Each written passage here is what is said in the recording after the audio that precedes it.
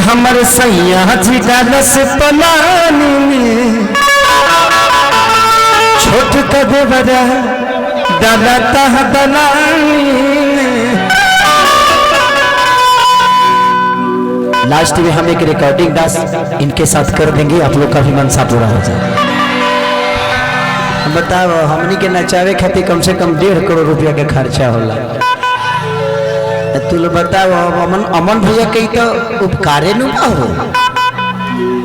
कि तू लोग मंगनिए में खेसारी के काजा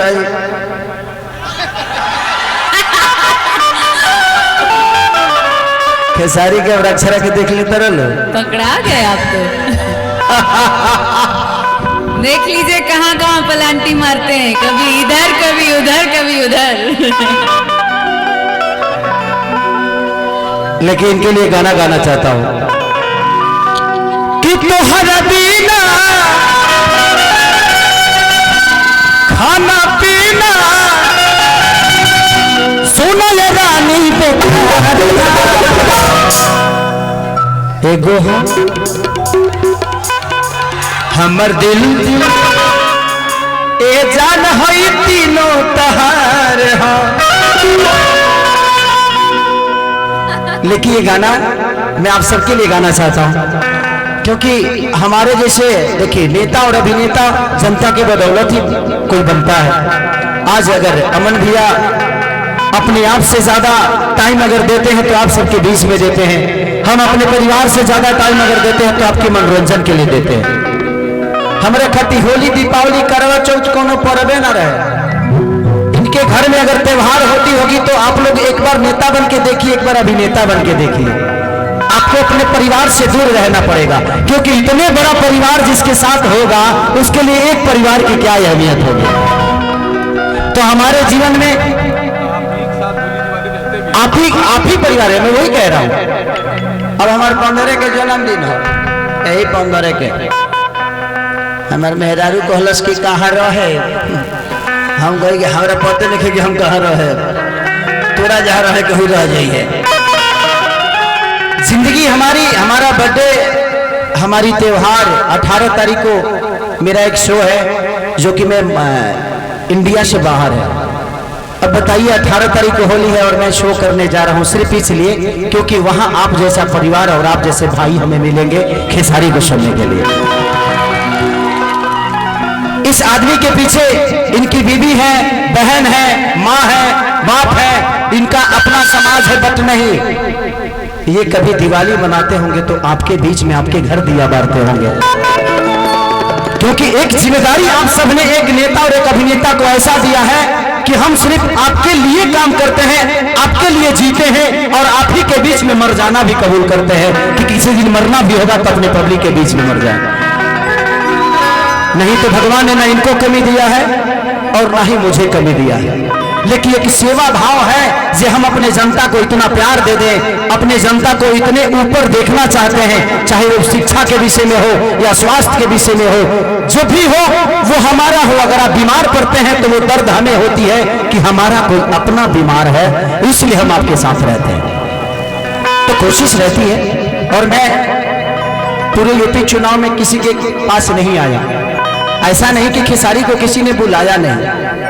वहां मेरा जहां व्यक्तिगत रिलेशन होता है वहां मेरे लिए पार्टी मायने नहीं रखती है, वो सख्त मायने रखता है। मैं पिछली बार भी आया था और इस बार भी आया हूं।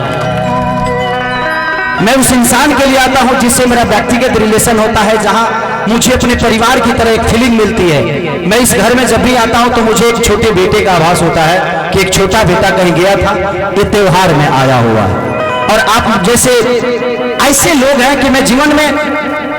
हम कैसा हूँ रह जाइए, तू लोग देख ले हम कोट पैंट बहुत कम पहनी ले, हम हाफो पैंट पर प्रोग्राम कर दिले, हाफ पैंट पर अंदर बियर पहना खिसिया मत, हाफ पैंट पे मैं कार्यक्रम करता हूँ क्योंकि मैं जानता हूँ कि आप ही ने ये पैंट दिया, ये शर्ट दिया है, इस धरती पे इस जीवन में मेरे पास जो भी ये सब आपका चंदा दिया हुआ चीज है। और मैं अमन भैया के लिए इसलिए अपील करता हूँ क्योंकि जो मैं आप सबको वचन देता हूँ ये पूरा करते हैं ना। अगला बार से ज्यादा से वोट से जीते के होई 1 लाख पर ना तहाला करके बता दो एक बार। यस यस कितना हरबीना खाना पीना कि सोना राजा दे एगो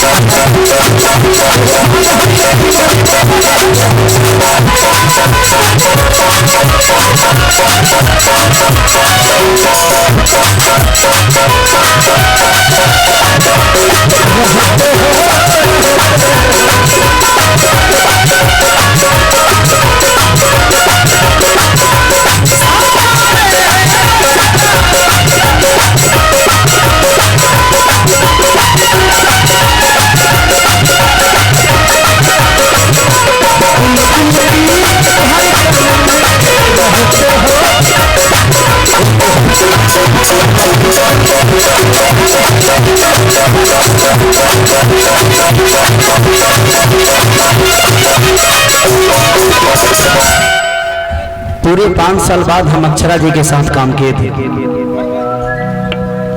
कि जब से दूरी गईलू हो काहे इतना तू बरैलू हो कधैले में कवनो बीमारी हो पूछत तो हंसे खेसारी हो कि जब से दूरी हो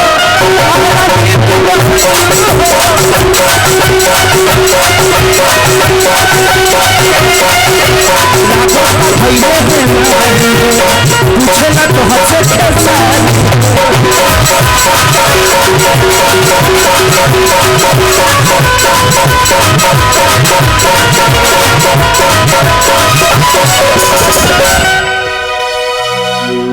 कि लगाइला न तनवा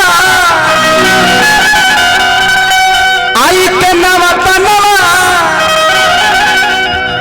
अमन भाई के पहचान एगो हम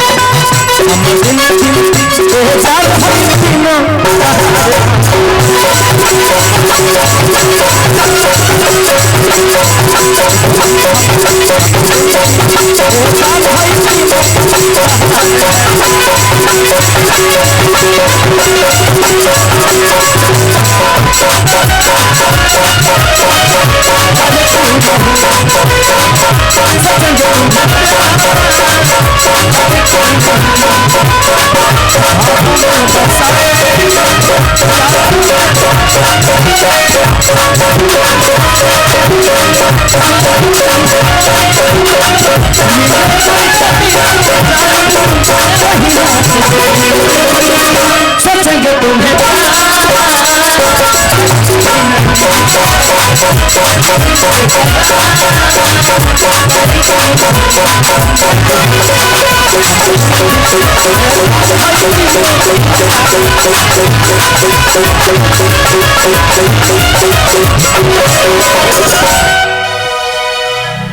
कि बाड़े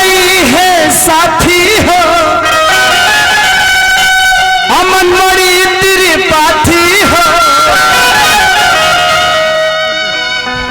कि पुराना तनव के बेटा हो तू ही लोग ना देहल नेता हो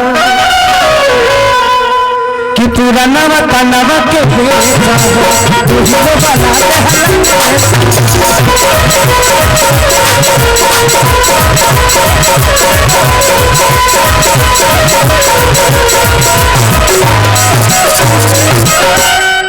कि कहीं से कहोगी पूरी न रोगी अरे रही तला के बेकार एगो हम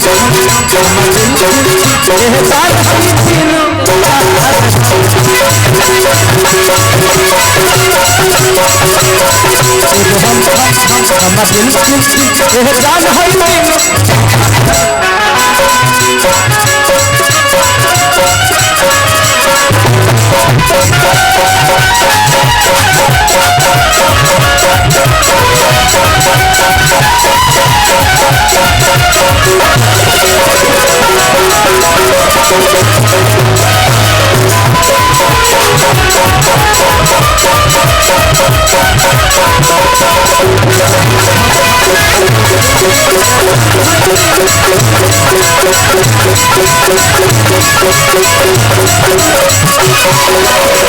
लड़का लास्ट में कहा था कि पहले हमारे रहल हो अभी हमारे बारू हो भले पिटाए के परिए जा खाए के परी झाड़ू हो पहले हमारे रहल हो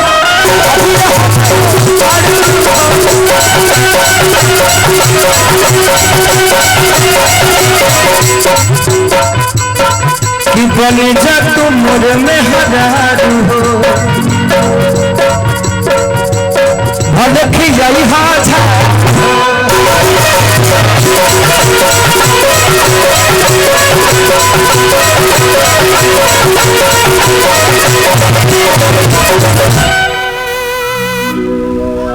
कि खाए बिना खाना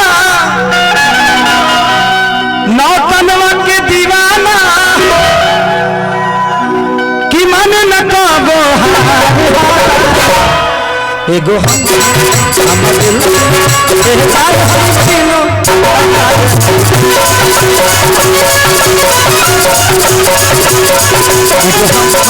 हमर दिल जान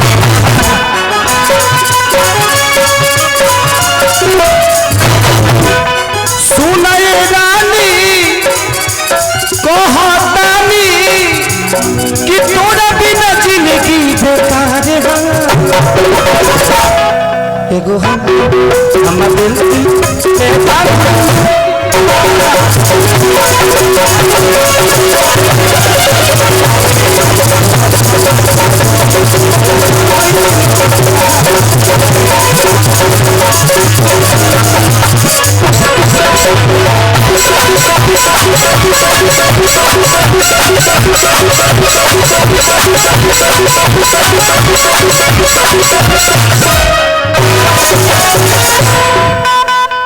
कि गोरी तोरी चुनरी